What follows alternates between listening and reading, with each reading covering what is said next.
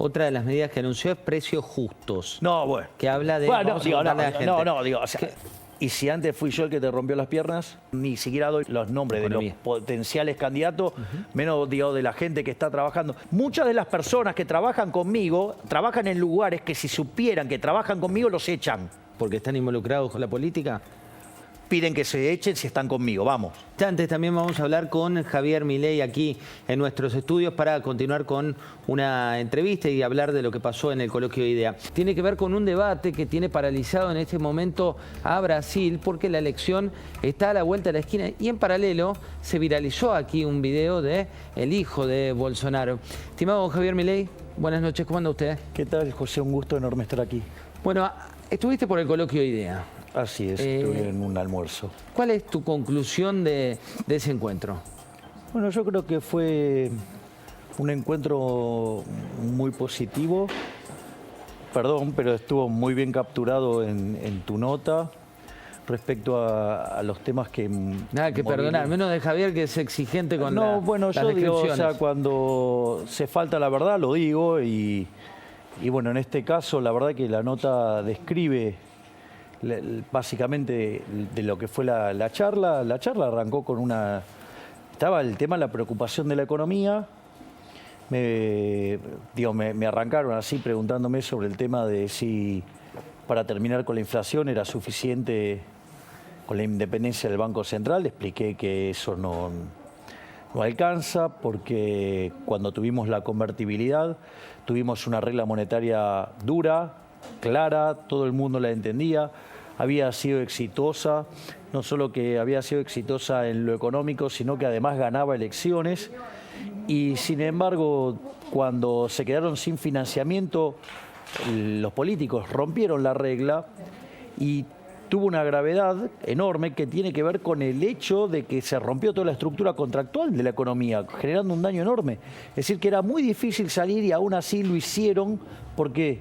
Porque querían seguir robando y se generó un desastre monetario que, bueno, hoy lo pagamos con una inflación que está en el orden del 100% la punta y que básicamente la situación es muy delicada y Argentina, desde mi punto de vista y a la luz de indicadores... Bueno, los digo ahora, ¿no? Digo lo que tiene que ver con los indicadores sociales, estamos peor que el 2001. En el plano monetario estamos peor que en la previa del Rodrigazo. Y si vos mirás el balance del Banco Central, estamos peor que ya el segundo semestre del 88, previo a la hiper. Entonces, la verdad que te diría que tenemos una situación muy complicada en la economía y que requiere de un programa de estabilización duro y que claramente... Lo único que está haciendo el actual ministro de Economía es endeudarse para comprar tiempo. Eso no es una solución, es hacer más grande el problema futuro. Javier, hay un debate en Brasil que puso mirada y fuerte en la Argentina, sobre todo por dos modelos de país. Vino el hijo de Bolsonaro. Eduardo. Quiero compartir con vos primero a este video que se viralizó y después charlamos de la visita de Eduardo Bolsonaro. Mirá. Estamos pagando a conta R$10, ¿no? Claro.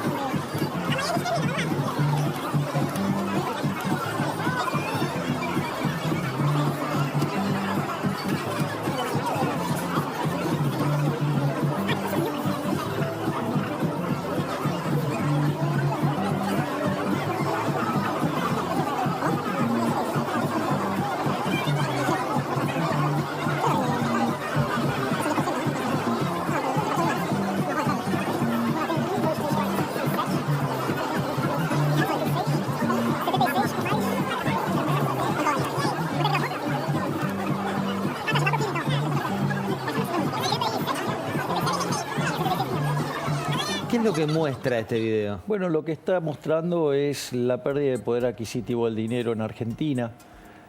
No sé qué les sorprende. El billete de más alta nominación de Argentina, que es el de 1.000 pesos, son $3. Listo, ya está todo dicho. ¿Me comprendes lo que te digo? Entonces, o puesto en otros términos, cuando vos estabas parado en el año 2001, con 100 pesos comprabas $100. Hoy necesitas 300 pesos para necesitas un poco más, ¿no? Digamos, a los mercados relevantes, que es, por ejemplo, el contado con líquido, digamos, o sea, salir con algún tipo de acción, ¿no? Que están arriba de 320, ¿no? Entonces, digo, lo que estás viendo es el poder, la pérdida del poder adquisitivo del dinero, y eso ocurre básicamente por dos cosas, ¿no? Una es el aumento de la oferta sin contraparte de demanda o caída de la demanda. En Argentina te pasan las tres cosas a la vez. Y eso se manifiesta en la tasa de inflación creciente que tenemos. Fíjate que en el primer periodo del régimen kirchnerista la inflación promedio estuvo entre el 8 y el 9%, en el segundo periodo del régimen estuvo en 20%, en el tercer periodo del régimen en 28%, casi 30%, Macri un poquito arriba de 40%. Y ahora, digamos, la inflación, o sea, miro lo que acumula este año, ya estamos en 66%, 83% contra el año pasado, digo, 100 en la punta, y la verdad es que la Argentina tiene un problema enorme, porque esto es muy importante para entender de cara al futuro, para terminar con el problema de la inflación, porque la verdad es que el único que tiene una propuesta seria para bajar la inflación soy yo. Los demás, toca la guitarra, algunos de oído mejor, pero la única solución sería, digamos, yo presenté mi programa económico en Córdoba, digamos, la dolarización, digamos, en Mendoza, hicimos un seminario que era el fin de la inflación, pero ahí... O sea, tu estrategia es dolarizar para terminar con la inflación. Eso es, digamos, es el final del camino. El final del camino, y sería competencia de monedas, y a la luz de lo que han elegido los argentinos a lo largo de la historia, lo más probable es que dolaricemos. Ahora, vos fíjate esto, si la inflación es siempre y en todo lugar un fenómeno monetario, ahora el punto es, entonces, tengo que mirar la emisión monetaria para ver el problema mío. Y como la política monetaria tiene un rezago que oscila entre 18 y 24 meses, primero tengo un problema con el pasado, ¿no? El problema con el pasado es que este gobierno en sus 2 primeros años emitió 11 puntos del PBI. ¿Me entendés? O sea, ahí tenés un problema grave. ¿Qué quiere decir esto? Que por más que hoy vos cortaras la emisión monetaria, la inflación sigue. ¿Por qué? Porque tenés que limpiar todo lo que emitiste en los 2 primeros años. Primer punto. Segundo Eso es lo que llamás vos la emisión pasada. Exacto, exactamente. Tu problema con la emisión pasada. ¿Podés hacer algo con eso? No, no podés hacer nada. Porque ya fue. Ya está lanzado. O sea, después tenés la presente. Después tenés el problema del presente. El problema del presente tiene que ver con el déficit fiscal. Ok. Massa quiso hacer algo en la dirección para arreglarlo, ya le marcaron la cancha y dijeron no. No solo eso, sino que además lo que fue el dólar soja, expandiste en un mes el 25% de la base monetaria, un delirio. Y entonces vos tendrías que cortar con eso. Bueno, eso todavía no se cortó. Y tenés un problema con la emisión monetaria futuro, porque las LELIQs, en el fondo, fue emisión de dinero que vos hiciste y que la sacaste del mercado a cambio de tasa de interés para que no te impactaran los precios hoy, pero mañana te va a impactar por lo que emitiste y por el efecto de la tasa de interés. Consecuentemente, tenés un problema enorme. Entonces, si vos no vas a cortar de cuajo con la emisión monetaria, no solo que vas a tener el problema que te va a seguir atosigando la inflación del pasado, sino que te va a atosigar la del presente y la del futuro. Con el agravante, y esto es muy interesante, que se te caiga la demanda de dinero. Si te llega a caer la demanda de dinero, tenés un problema muy grande. No solo que la gente quiera rehuir del peso, rechace el peso, de las transacciones corrientes no use el peso. Eso sería un problema enorme, porque no solo porque cuando vos mirás las grandes crisis de la Argentina, hay combinación de 2 factores, un déficit fiscal enorme y una caída de la demanda de dinero, porque la gente se da cuenta que la cosa no va más. Entonces, por ejemplo, el Rodrigazo, vos tenías un déficit fiscal de 14 puntos del PBI, cuando ocurrió el evento político que disparó la caída de la demanda de dinero, explotó. Lo mismo te pasó con la tablita cambiaria del 81, que tenías 11% de déficit fiscal en términos del PBI, la hiperinflación de Alfonsín, un déficit de 8% del PBI, pero digo, se te destruyó la demanda de dinero, te llevó la inflación al 5.000%, y la convertibilidad, vos lo que tuviste era un déficit de 7 puntos del PBI, pero con la macro y la cuestión monetaria, sobre todo la cuestión monetaria, no desbocada. Pero lo que pasa tenías un problema de lo que era básicamente la construcción del sistema monetario de encaje fraccionario, y cuando vos tenés una corrida de esas características, el día que se te quedaste sin guita en los bancos, tenés que bajar la persiana. Por eso nosotros cuando hablamos de la reforma monetaria, se arranca con la reforma financiera para que tengas un sistema anticorrida, para que no te pase lo de la convertibilidad. Entonces, Pero, entonces, vos fíjate que todos los eventos se te gatillaron, a pesar de tener una macro desordenada, con la caída de la demanda de dinero. En ese sentido, no es tan alocado lo que hace el Frente de Todo de poner un tipo con fuerte manejo político como es Massa. El problema es que no arregla ninguno de los problemas que... Entonces lo único que está haciendo es patearlo para adelante. Compra dólares, o sea, con los dólares compra tiempo. Pero lo que está haciendo es que el tamaño para adelante sea más grande. Y ahora sí hay un problema adicional, porque entonces ahora tengo el problema de la emisión pasada, tengo el problema de la emisión presente, tengo el problema de la emisión futura. Tengo que ver qué me pasa con la demanda de dinero a la luz de que lo que hace más eso, esto está en The Economist, no lo inventé yo. O sea, lo que está haciendo es ponerle si vos querés, una malla de contención a la caída de la demanda de dinero, de que no haya un estallido político que precipite la caída de la demanda de dinero. Pero Argentina tiene otro problema más, que es el problema del sobrante monetario. Cuando vos tenés tipo de cambio fijo y vos emitís dinero y la gente, en tipo de cambio fijo, cuando vos emitís para crédito interno, se te caen las reservas. Cuando Argentina no tiene más reservas, como la regla, a garrotazos en la cabeza. Ahora, ¿cuál es el problema de eso? También es cierto que entonces vos no podés, a vos te empiezan a tirar pesos que no los querés tener. Y entonces de repente vos hay unos pesos en la economía que no son los que tendría que tener la economía.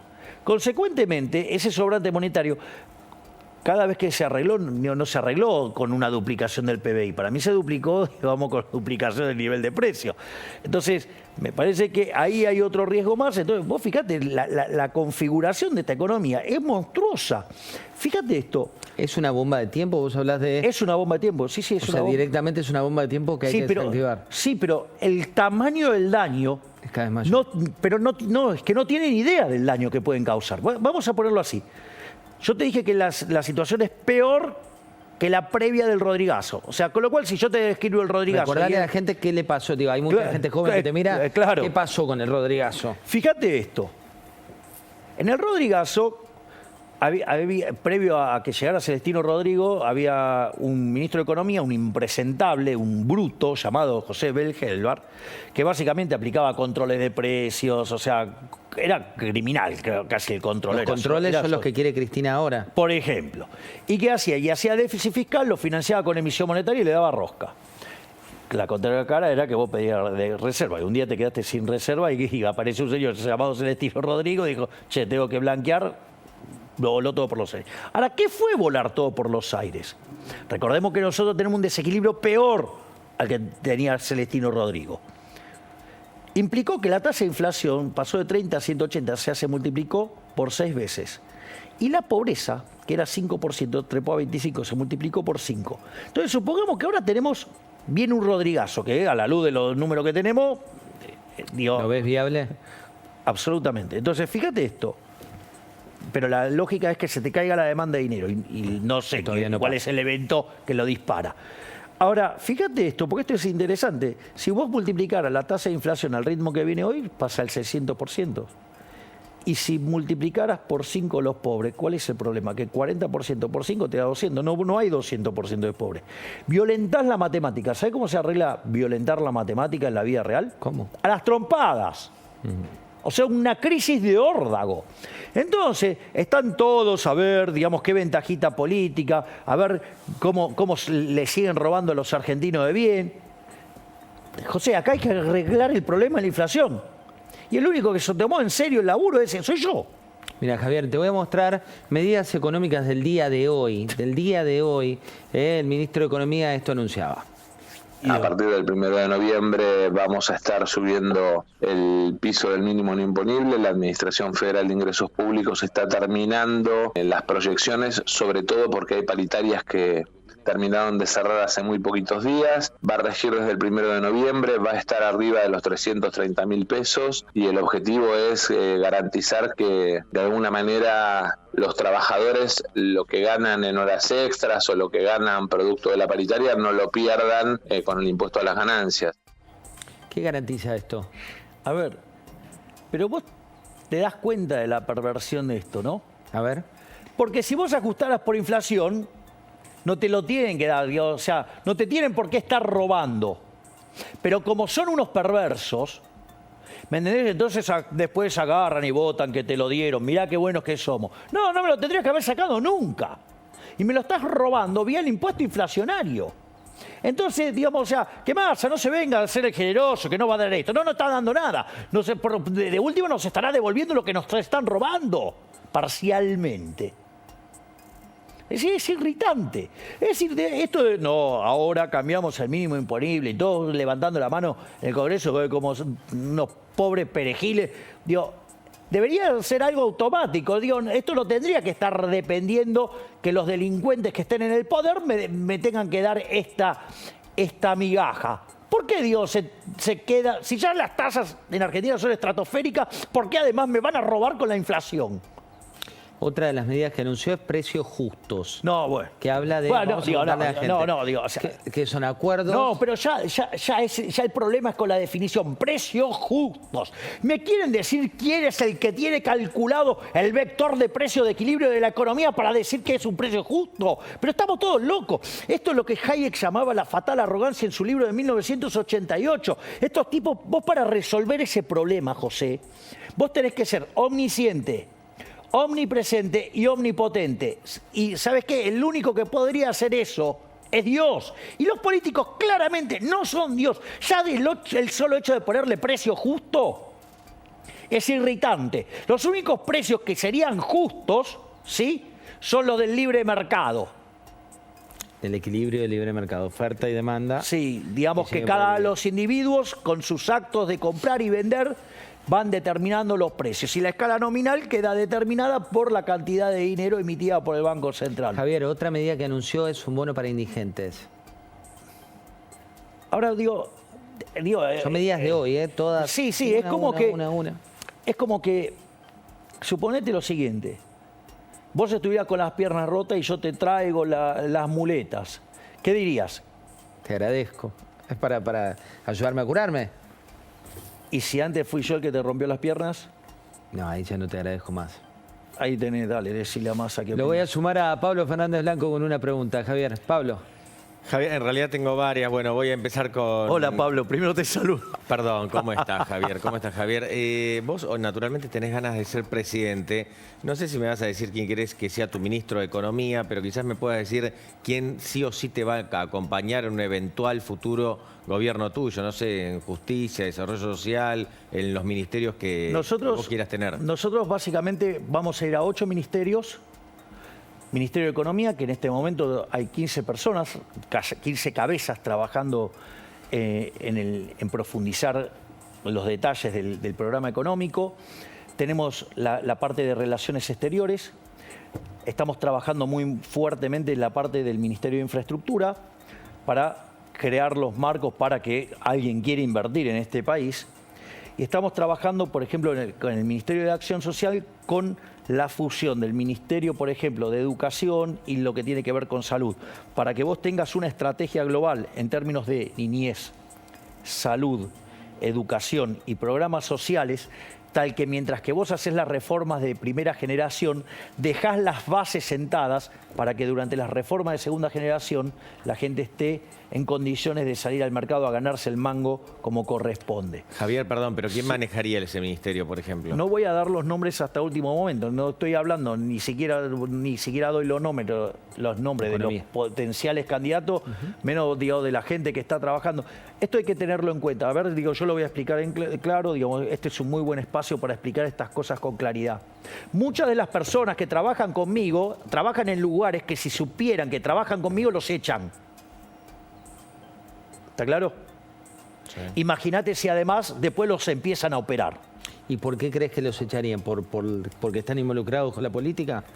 Algunos pueden estar involucrados con empresas y algunos políticos que hacen obras, que les gusta hacer mucha obra, mucho asfalto, piden que se echen si están conmigo. Vamos. Javier, te voy a compartir declaraciones de Mauricio Macri aquí en La Nación Más para ver tu opinión. Mirá. ¿Y falta Milei en el equipo? No, Milei más por su camino, hay que respetarle su camino, él construye su identidad. Yo creo en las ideas y la libertad, esas ideas hay que fortalecerlas. Él tiene su estilo y yo tengo el mío, son cosas distintas. ¿Cuánto miedo te tienen hoy en Juntos? No sé, es un problema de ellos, no mío. ¿Qué opinión te merece Macri? Yo creo que Macri tiene, digamos, valores positivos, o sea, en cuanto a lo que tiene que ver con la visión. Yo creo que su gobierno fue un fracaso estrepitoso, básicamente por tener encima a los inviables de los radicales, a los inviables de la coalición cívica y las propias palomitas, ¿no? O sea que también, digamos, era muy interesante lo que decía Facundo aquí, era muy importante sobre el rol de las encuestas. Es decir, vos fijate que las palomitas siempre te contestan en función del focus group. Si vos, digamos, llegás a encontrar el focus group, lo vas a encontrar, digamos, contestan todo lo mismo, están muy perfectamente alineados, o sea, atacan a las mismas personas, hacen todo lo mismo. O sea, ¿por qué? Porque, digamos, hay un manual y se sigue. Exactamente. Y en realidad, eso también es una carta que te garantiza el fracaso. Porque vos lo que tenés que tener es una visión hacia dónde vas. Y para lo que te sirven las encuestas es para saber dónde está la sociedad y marcarle cómo es el camino hacia ese lugar donde vos querés ir. Ahora, si vos, digamos, o sea, querés hacer, o sea, para quedar bien con todos, ¿sí? Y tener el consenso del 70, digo, le vas a decir lo que todos quieren escuchar. Facundo también lo dijo muy bien. La suma de esas cosas es inconsistente. Es lo mismo que te pasa cuando analizas una votación con el teorema de imposibilidad de Arrow en la democracia. Pueden ser todos coherentes y en el agregado no. Por ejemplo, o te lo hago con la resolución de algún problema distinto. Yo, por ejemplo, cuando tuve que armar las listas, o sea, digo, yo podría haber puesto el dedo y decir esto así, así, así, así, así. Ahora, ¿cuál es el problema si vos hacés así? Que todos quieren los mejores lugares. Entonces tenés problemas con todos. ¿Sabés lo que hice? Dije, mire, muchachos, esto es lo que hay, tomen la lapicera, se lo reparten entre ustedes. Quedaron todos contentos porque surgió de la negociación de ellos. ¿Qué dice tu cuaderno, que lo llevas a todos lados? Ah, no, este es otro, los voy cambiando. ¿Y qué vas anotando ahí? Ahí lo que voy haciendo son mis conferencias. Es decir, porque yo las conferencias marco los títulos. Y en función de esos títulos después desarrollo. Te llevo a una situación hipotética. Por ejemplo, ¿no? Acá tengo la que armé para el coloquio de digamos, de idea en el almuerzo. Y la verdad es que cuando llegué ahí les di la opción. Dije, ¿qué prefieren? Que les cuente, digamos... ¿Discurso o pregunta? Discurso o pregunta. Dijeron, pregunta, vamos por las preguntas. Estuvo bueno porque estuvimos muchísimas horas Sí, 1 hablando. hora y 20 más que lo que estuvieron la mayoría. Sí. Yendo un poco a... Te doy una situación hipotética, ¿no? Que es, finalmente salís electo, tienen la elección, resultás presidente de la nación. ¿Qué probabilidad le das vos primero a esa... ¿Qué probabilidad de ocurrencia le da a alguien que estudia los números con devoción como lo haces, que eso pueda llegar a ocurrir? Yo creo que es factible. Hoy los números muestran que es factible, que es altamente probable. Por eso están enojados los dos lados conmigo. Y ponele que eso suceda.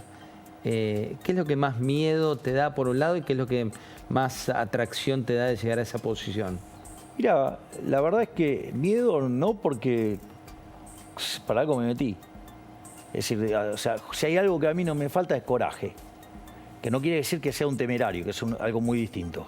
Pero ahí te abro un paréntesis. ¿En qué momento dijiste me voy a meter? ¿Cómo fue ese momento en el cual dijiste salgo de mi rol donde estabas cómodo como economista, donde te consultaban y demás, y dijiste me quiero meter definitivamente en la política? Fueron en dos instancias. La primera fue ver cómo avanzaba la censura sobre los liberales durante este gobierno. Concretamente, es más, el diputado Leandro Santoro andaba por los medios pidiendo que se censurara liberales. Y de hecho la cantidad de liberales que había en los medios había caído sustancialmente, más allá de lo entendible desde la caída de la demanda, porque si vos tuviste un cambio electoral, puede ser que, digamos, no esté demandando determinados productos la gente. Entonces, o sea, tendría una caída natural, había.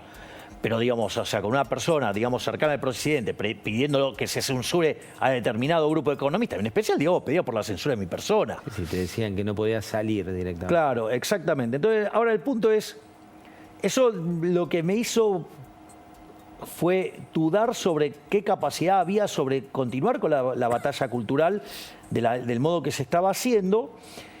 Y después estaba en una cena, puedo contar, con Marcelo Peretta, o sea, que es un sindicalista pero con perspectiva liberal. Estaba cenando y estaba con mi hermana y él con la mujer y llama a los hijos y le dice, porque yo después le estaba explicando todo esto, porque lo conocí en un estudio de televisión. Entonces lo llama al hijo y le hace poner una boleta y me dice, ¿y dónde están las ideas de Milei acá? ¿A dónde está Milei acá? ¿Quién representa las ideas de Milei?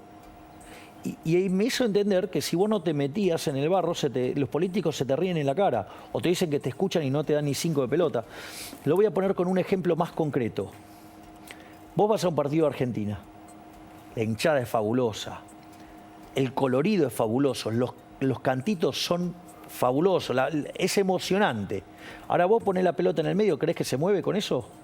No alcanza. Vamos a Los ir a un goles breve los tiene que corte. hacer Quédense, Los goles los hace Messi. Los hace Messi. Quédense, breve corte y ya venimos con mucho más. Y estábamos en el racional de Detrás de la Política. Primera medida. Reforma del Estado para empezar a bajar drásticamente el gasto público, eliminar la obra pública, terminar con las transferencias discrecionales a provincias y municipios, avanzar con la reestructuración de los contratos de las privatizadas para terminar con toda la maraña de los subsidios y ya con eso tenés un ajuste de casi 13 puntos del PBI, así que mirá si tenemos para... Obviamente que en paralelo va la reforma financiera para... ¿Y lo ves viable en términos de sociedad, digo, con el sindicalismo, con...? Absolutamente. Absolutamente. Con el sindicalismo, digo, la parte que supuestamente sería conflictiva es pasar de este esquema a el esquema de un seguro de desempleo y yo lo creo absolutamente factible porque hoy los sindicalistas se dan cuenta que tienen problemas que hay 8 millones de personas en el segmento informal, o sea, están precarizados, y por otra parte les están comiendo la base a la izquierda, por lo tanto yo los veo absolutamente en condiciones de empezar a pensar un sistema distinto. De hecho, una aproximación a eso y que funciona muy bien, ¿sabes cuál es? ¿Cuál es? El caso de la UOCRA, en la construcción. Entonces, si lo pueden hacer lo de la UOCRA, ¿por qué no van a poder hacer los otros? Tengo muchas más preguntas, pero el próximo... Y para el cierre, Javier, no te voy a preguntar de política, de economía, sino lectura. Si tuvieras que recomendarle a la gente que nos mira tus últimas 2 lecturas, ¿cuáles son? Mira, yo leí recientemente para comentarle a Axel Kaiser un libro maravilloso de divulgación que se llama El economista callejero y que es un libro que se ensambla muy bien con uno que yo suelo recomendar recurrentemente, que es La economía en una lección de Henry Hazlitt. Y otro que leí hace poco, que es más, estuve con el autor ahora en España cuando fui al Viva 22, de Philippe Bagus, que se llama En defensa de la deflación. Te puedo asegurar que terminás de leer eso y te das cuenta lo bruto que son el 97,5% de los economistas argentinos. Muchas gracias, Javier, por haber venido. Gracias, José, y gracias, Pablo. Nos reencontramos, Pablo, el martes, Dale, claro que aquí sí. en Mesa Chica por la pantalla de La Nación Más. Hasta el martes.